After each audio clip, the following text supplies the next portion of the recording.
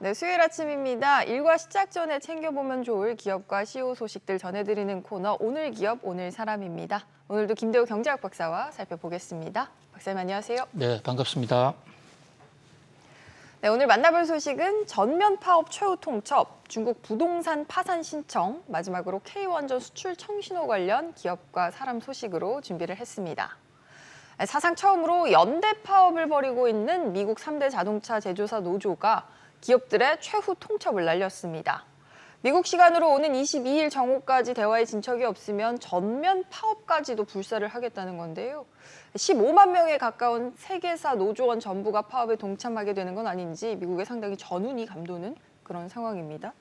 박사님, 사실 지금은 제한된 장소에서 제한된 인원만 파업에 나서고 있기 때문에 노사 양측에 좀 피해가 적지 않을까, 상대적으로 제한적이지 않을까 싶은데 전면 파업할 때는 완전 다른 얘기가 되는 거잖아요. 그렇습니다. 사실 지금 미국 자동차 노조라는 이 UAW의 파업은 매우 제한적으로 또 축소해서 지금 맛배기만 보여주고 있다.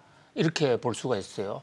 지금 컴퓨터 그래픽 보더라도 파업하는 모습에 어슬렁어슬렁 걸어다니는 모습이라든지 사람도 별로 없잖아요. 아직 진지하게 파업을 하지 않고 있다. 예, 그러니까 절박하지는 않은, 그러니까 맛배기 파업이다 이렇게 볼 수가 있습니다. 우선 이 파업이 일어나고 있는 지역이 세 곳에 불과하고요. 미국에 많은 지금 자동차 공장의 그 플랜트가 있습니다만은 딱 세 곳만 시범적으로 하고 있습니다. 거기다가 현재 WAW의 자동차 관련 노조원 숫자가 14만 8천 명, 거의 15만 명에 육박하는데도요. 현재 파업에 참여한 사람은 1만 명 채 될까 말까 하는. 13,000명 정도, 10분의 1도 안 되죠. 예, 그렇습니다. 그러니까 그야말로 간보기를 하고 있는 거죠. 자, 그런 상태에서 이 숀 페인이라는 UAW 대표가 노조 위원장이죠. 이분이 아주 구체적인 날짜까지 박은 중대 선언을 했습니다.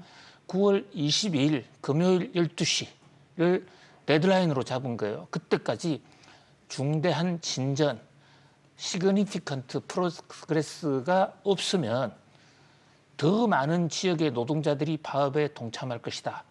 자, 이 대목도 이제 그 애매한 표현인데요. 완전 전면 파업이라고 말은 하지 않았어요.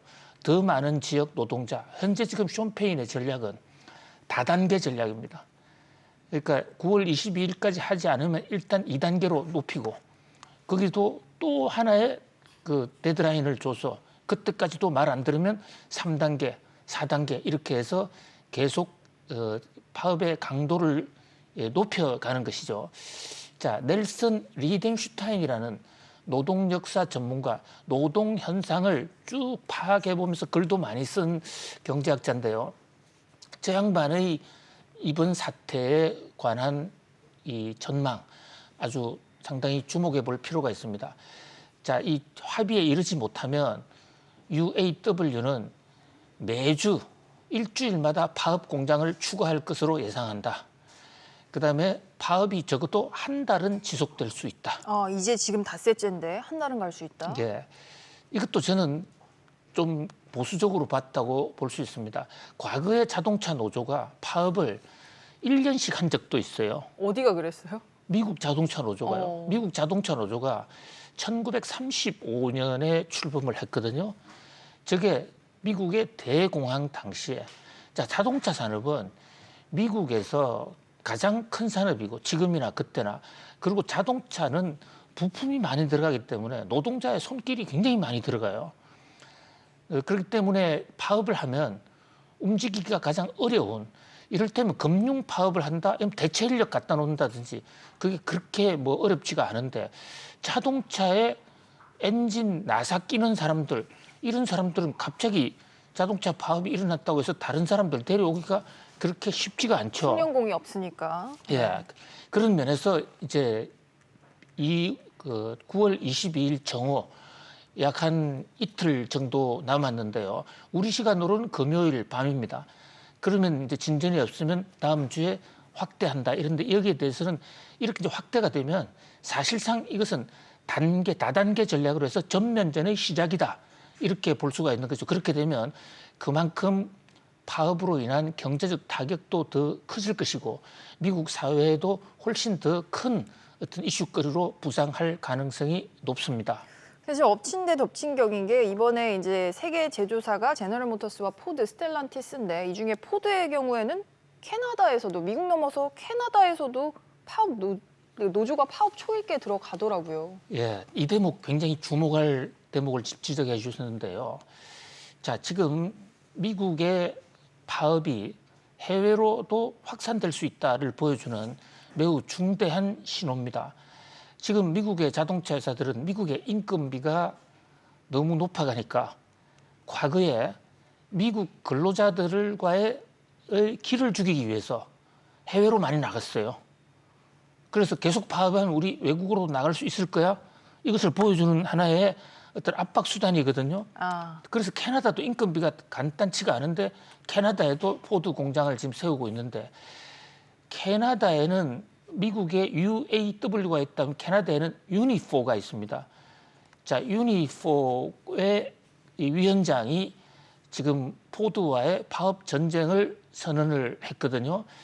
지금 이 포드가 캐나다에 진출해서 캐나다 온타리아 주입니다. 거기에 생산 고장을 가동을 하고 있는데 아주 공교롭게도 이번에 기존의 그 노사 협약이 이제 만기가 됐어요. 그런데 초기에는 포드가 넘어오는 것만으로도 감사하니까 노조가 많이 양보를 했단 말입니다. 그런데 이제 1차 단체 협약의 유효기간이 끝나고 2차 계약에 들어가는 그런 시점에 포드의 본토인 미국 디트로이트에서 파업이 일어나니까 우리도 한번 이 기회에 좀 요구할 필요가 있지 않을까? 지금 이렇게 주장을 하거든요. 18일 오후 11시 59분으로 만료가 됐어요. 유니포와 미국의 빅3가 캐나다에 다 공장을 두고 있습니다. 그중에 이제 포드가 제일 먼저 만기됐고 이 세 회사 모두 지금 만기가 된 상황이기 때문에 연대 파업이 충분히 가능한 상황이란 말이죠. 어차피 새로 노사 협약을 해야 되는데 포드의 경우에는 일단 유니포라는 캐나다 노조 단체가 기존 그 단체 협약 무효야라고 사실상 전쟁 어떤 선포를 했어요. 그리고 또 나머지 제너럴 모터스와 스텔란티스에 대해서도 지금 일단 회사가 단체 협약을 조금 개선할 테니까 조용히 넘어가자라고 지금 안을 제안해 놓고 있는데 제너럴 모터스나 스텔란티스에는 아직 거부는 하지 않았거든요. 포드가 제출한 그 단체 협약 수정안을 유니포가 거절을 했습니다. 그러니까 포드가 여기에 또다시 어떤 혁신안을 내지 못한다면 이것은 파업 전쟁이 시작됐다고 볼 수가 있고요. 이것은 바로 다른 나라 전 세계 각국에 흩어진 우리나라도 지금 제너럴 모터스가 들어와 있지 않습니까? 자, 그렇다면 우리나라는 물론이고 캐나다 이런 데의 인건비가 미국 본사보다도 인건비가 더 싸요. 뭐 물가도 있고 차이가 있긴 하지만요. 예. 그런데 보통 이제 단체 협약을 할 때 미국 본사의 몇 %는 보장하겠다. 지금 이렇게 돼 있단 말입니다. 그러니까 만약에 미국 본사에서 당초 얘기대로 46%를 올려준다? 그러면 다른 지역에 있는 노조가 가만히 있겠습니까? 뭐 아직은 이런 얘기지만 그럼 한국에서도 뭐 연쇄 파업이 있을 수도 있을 것도 같고요. 예. 그런데 한국의 GM이라는 회사가 그 GM이 한국에 출자한 회사가 아니라 사실 그게 한국 회사였잖아요. 대우조선인데 중간에 사서 돌았기 때문에 그 포드나 제너럴 모터스가 해외에 생으로 만든 회사하고는 단체 협약이나 구성 조건이 조금 다르긴 합니다. 그러나 영향은 줄 수도 있다. 더군다나 이게 전기차 쟁점이 있기 때문에 전 세계 전기차 전환과 관련해서 전 세계의 자동차 파업의 하나의 방아쇠, 트리거가 될 수 있다. 그런 점에서 매우 지금 예민한 반응을 보이고 있는 상황입니다. 미국에 이어서 캐나다까지 건너갔고 이제 글로벌 근로자 연대 어떤 시발점이 될 수 있다. 캐나다의 그 움직임이 그래서 중요한 것 같은데 뭐 이때다. 지금 바이든 때리기 가속화하는 트럼프 동향도 좀 살펴보면요. 노조원을 또 직접 만나겠다고 공언을 했어요, 이번에. 그렇습니다.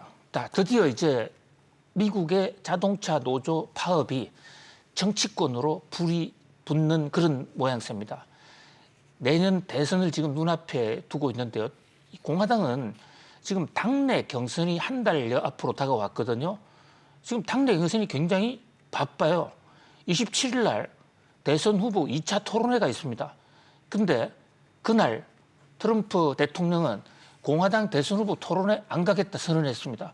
그 대신 그 시간에 미시간주로 가겠다. 그만큼 자신이 있다는 거잖아요, 근데?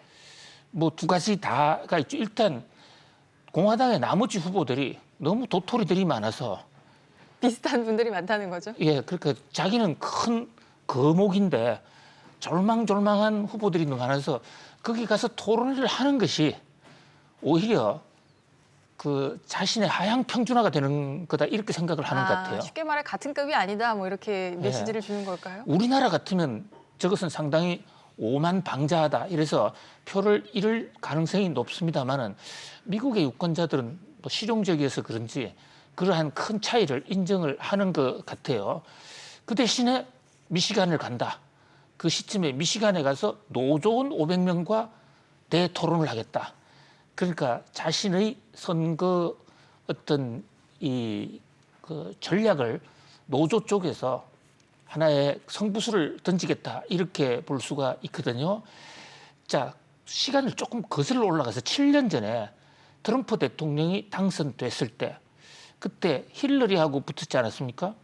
힐러리와 트럼프 대통령 그 당시에 그 득표율 상황을 보면요. 그때 왜 이길 수 있었느냐? 거의 러스트 벨트라고 하는 러스트라는 게 녹이 슬었다는 얘기거든요. 우리나라에서도 한때 뭐 조선업이 잘 안 될 때 한국의 러스트 벨트가 거제라든지 울산 이런 제조업이 흥한 이런 지역이 잘 안 된다. 요즘 좀 살아나고 있습니다만은 2016년 당시만 하더라도 굉장히 어려웠거든요. 러스트 벨트가. 그런데 미시간주라든지 뭐 이러한 러스트 벨트 자동차 산업 미국의 자동차 산업이 왜 지금 그 오데호 주변에 있냐면요.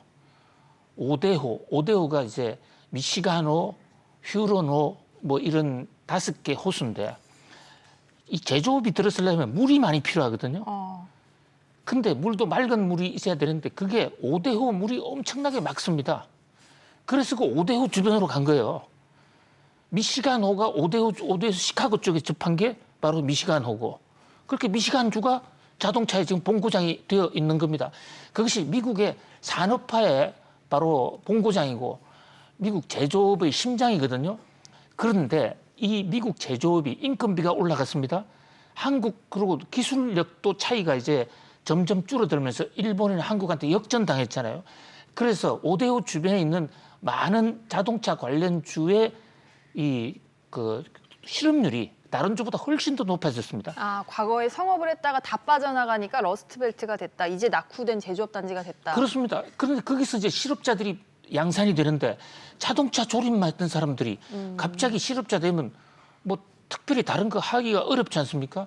그래서 미시간주를 비롯한 그 오데호 주변에는 실업자들이 득실거리고 있었거든요. 원래 잘 나갈 때만 하더라도요. 요 러스트벨트의 자동차 노조 UAW가 한때 노조원이 150만 명이었어요. 전부 민주당 편이었습니다. 민주당 편이었는데 2000년대 들어가지고 한국산, 일본산에 밀리고 지금 미국 자동차 회사가 제너럴 모터스 상당히 어렵지 않습니까? 그러다 보니까 해고자들이 많이 나오니까 그 해고자들이 도와주셔야 했는데 민주당이 그걸 카바를 잘 못한 거예요.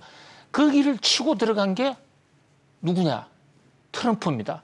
트럼프가 어떻게 했습니까? 그 당시 선거 전략을. 그 러스트벨트 들어가가지고 여러분들 다시 일자리로 돌려줄게. 그러면서 카드로 내건 게 외국산 막아줄게. 그래서 중국을 때리게 하고 관세 높이고 또 한국에 대해서도 뿐만 아니라 한국, 일본 이런 여러 나라에 대해서도 무역 압력을 굉장히 넣었습니다. 실제로도. 그렇게 약속을 했습니다. 여러분들을 해고의 고통으로부터 덜어주고 다시 일자리로 돌아갈 수 했다. 그것이 마가라는 메이크 아메리카 그레이트 어게인의 핵심이에요. 그런데 4년 동안 중국과 충돌을 했는데 별 성과가 없었어요. 지금 현재 보면 그렇죠. 바이든 행정부의 성과라는 게. 그래서 그 오데오 주변에 이른바 그 러스트 벨트에서 그 4년 후에 바이든과 트럼프 선거에서는 바이든이 오히려 조금 우세했던 것입니다. 그때 바이든이 내건 선거 전략이 자 이게 우리 그 내연차도 살아야 되지만 해외와 경쟁하려면 친환경으로 가야 되니까 우리 전기차를 아주 대대적으로 육성할게. 그런 공약을 내걸었는데 바이든 대통령의 전기차 공약이 막상 나오고 보니까 이게 고용을 별로 유발을 안 해요. 그리고 외국 회사가 들어왔는데 그 회사가 다 어디로 갔습니까? 미시간으로 안 와요. 노조가 필요 없는 동네로 다 빠져나가지 않습니까? 그러니까 지금 노조가 좀 화가 난 거예요. 거기다가 또 하나 지금 자동차 회사가 워낙 어렵다 보니까 노조와 단체 협상을 하기를 4년에 한 번씩 맞아. 우리 해마다 싸움하면 너무 골치 아프지 않냐 이래가지고 노조가 수년 전에 양보를 했어요. 그래서 4년에 한 번인데 그게 이번에 돌아오거든요. 이번에 놓치면 앞으로 4년간은 숨죽여 지내야 되는데 또 다음은 4년 후니까. 또 마침 내년에 대통령 선거야? 자신들이 스윙 보트야? 그러면 한판 붙어보자. 바로 그 내용이 제가 지금 말씀드린 내용이 숀 페인이 UAW 회장 출마했을 때 했던 연설문의 핵심 내용이에요. 바이든만 못 믿는다. 그러니까 이 노조 파업이 그렇게 쉽사리 끝날 것 같지가 않은 굉장히 중요한 대목이고 트럼프 대통령은 그렇지 바로 이 대목이지 스윙보트에 내가 가자. 그렇게 해서 지금 노조를 초청해서 일단 적극적인 본인이 행동을 보여줌으로써 역시 그 러스트 벨트 지역의 주 오데오 주변 지역에 거기에 살려줄 사람은 트럼프 대통령이구나. 트럼프 대통령의 한번 일자리 정책을 들어보자. 또 트럼프 대통령 입장에서도 지금 도토리들과 토론할 게 아니라 노조에 가서 좀 얼굴을 들이매는 게 낫겠다 해서 거의 노조에 성부수를 던졌다. 이렇게 되면 이건 대선 선거 전에 핵심 이슈가 UAW가 된다. 특히 그중에서 전기차 전환을 둘러싼 인력 문제 어떻게 할 것이냐.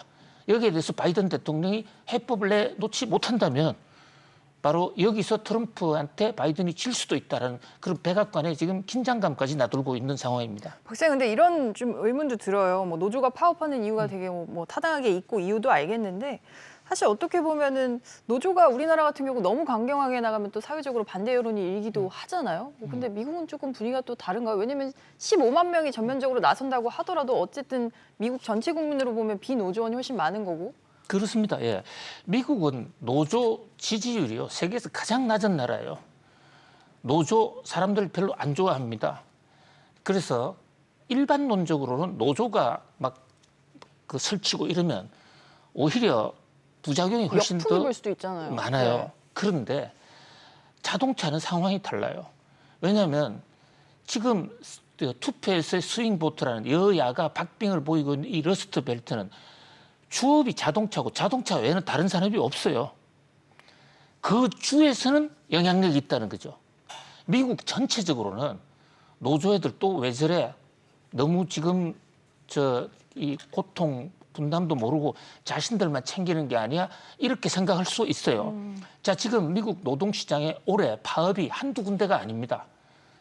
지금 전미 자동차 노조 UAW는 최근에 생긴 거고요. 그 전에 작가조합, 배우조합, 헐리우드 지금 난리가 나 있지 않습니까? 그런데 언론에 보도조차 잘 안 돼요. 자, 미시간 대학에 있는 공무원들이나 그 교직원들 데모 우리 전혀 알려지고 있지 않습니다. 네. 로스앤젤레스 호텔 직원 데모, 의료 종사자 6만 명이 지금 여러 개 주에 걸쳐서 하는 데모인데 요거는 조금 지금 폭발성이 있어요. 그 외에도 20여 건이나 지금 노조가 있는데 아무도 주목하지 않습니다. 자동차 노조는 좀 달라요. 그리고 왜냐하면 자동차 노조가 있는 그 주들은 자동차 노조가 주력 산업이고 자동차뿐만 아니라 그 연관 산업들을 먹고 사는 사람들이 대부분이기 때문에 거기에 이해관계가 크고요. 또 자동차는 미국 사람들이 매일 타고 다니잖아요. 그래서 자동차를 타고 다니는데 노조 때문에 자동차가 생산이 안 돼서 가격이 올라? 그러면 한쪽으로는 노조를 비난할 수도 있겠지만 타협을 못하는 경영자를 요구할 수도 있고 또 자동차 정책 잘못한 거를 건드릴 수도 있거든요. 그런 면에서 자동차 노조 파업은 뭐 단순한 다른 산업의 파업과 단순 비교하기는 어렵다 이렇게 볼 수 있습니다. 확장성이나 규모 면에서 좀 다른 노조의 파업들과는 의미가 좀 다를 수 있다. 알겠습니다. 저희 자동차 이야기 열심히 해봤는데요. 1번 아이템은 여기까지 살펴보도록 하고요. 다음은 중국으로도 좀 가보겠습니다. 요즘 조금 잠잠하나 했는데 중국 부동산 개발업체가 미국에서 또다시 파산 보호를 신청을 했습니다. 중국 부동산 공룡 헝다의 파산 보호 신청 이후 약 한 달 만인데요. 박사님, 이 기업들이 미국에서 파산 보호를 신청했다는 게 이게 어떤 의미일까요? 뭐 진짜 파산 직전까지 갔다는 그런 의미인가요, 이게? 네, 파산이라는 것은 영어로 뱅크랍시인데요. 파산법에 미국의 파산법에 따르면 이 파산을 신청하는 것은 두 가지 경우가 있습니다. 하나는요, 이 회사가 도저히 나는 못 견디겠으니까 법원에다가 좀 도와주세요.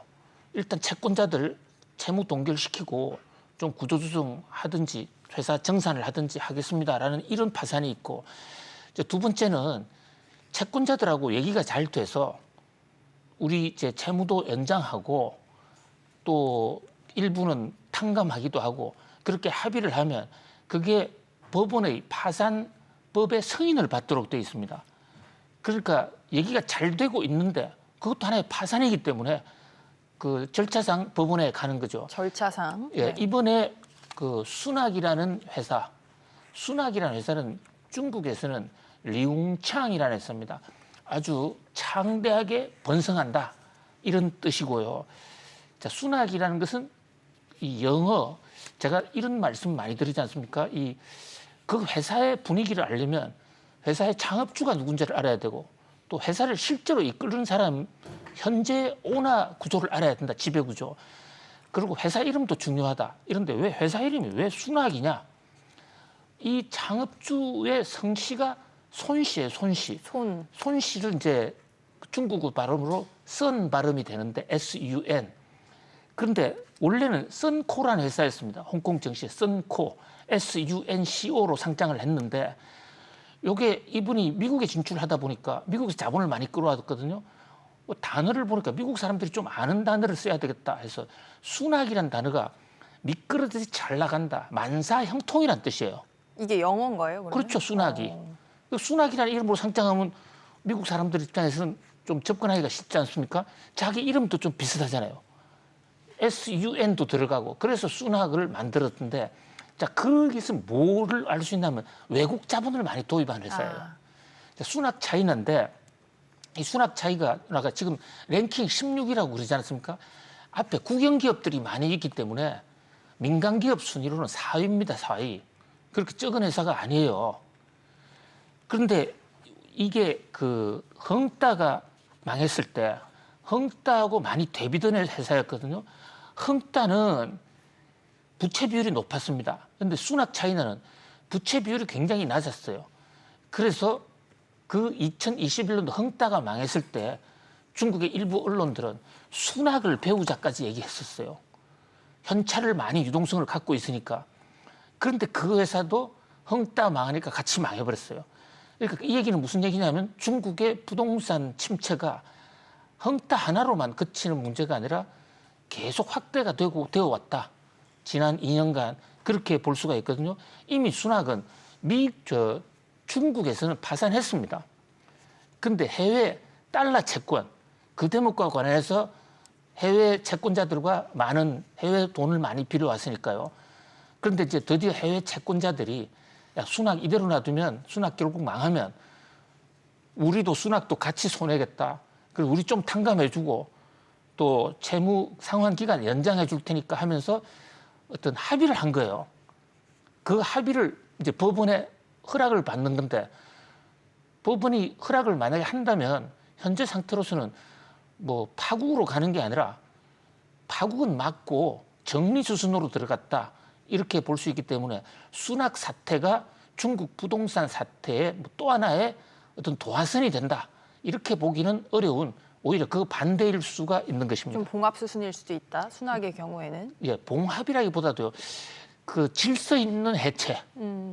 결국 순학, 헝다 살아남기 어렵습니다. 그러나 한꺼번에 충격을 주는 게 아니라 서로가 고통 분담하면서 서서히 망해가는. 연착륙을 해간다. 그렇습니다. 그런데 좋은 표현입니다.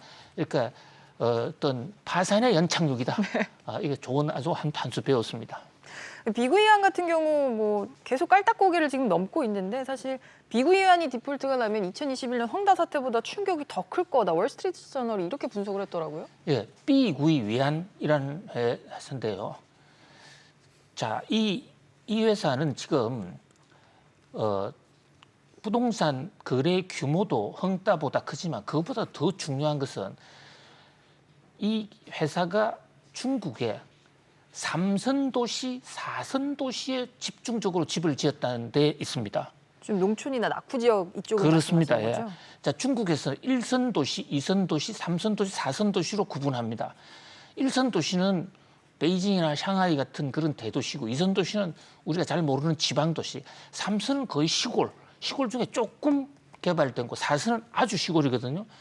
그런데 중국의 이 시진핑 국가주석의 공동 부유 정책에서 가장 역점을 둔 게 3선, 4선 지방도시 좀 키우자. 이것이 공산당 사회주의 정책에 함께 잘 산다는 정책 아니겠습니까? 공동 부유로네. 네. 그렇습니다. 거기에 손발을 맞춰왔거든요. B구이 위안이. 거기다가 부동산 회사를 엄청나게 많이 지었습니다. 자, B구이 위안이라는 게 B가 푸른색이고 B, 그다음에 구이가 벽계수지 않습니까? 저 집에 그 건물 외벽에 막 나무를 쳐서 만드는 그만큼 이제 시골 전원 생활을 상징하는 회사인데 이게 공산당의 혜택도 많이 받았어요. 그런데 지금 중국의 부동산이 떨어지면 어디부터 떨어지느냐? 한복판은 안 떨어집니다. 일본의 경우나 뉴욕의 경우를 보더라도요. 뉴욕 한복판이나 도쿄의 긴자 같은데 부동산 침체가 왔을 때도 가격 안 떨어졌어요. 강남 불패 같은 건가 봐요. 오히려 더 올랐습니다. 중국도 마찬가지예요.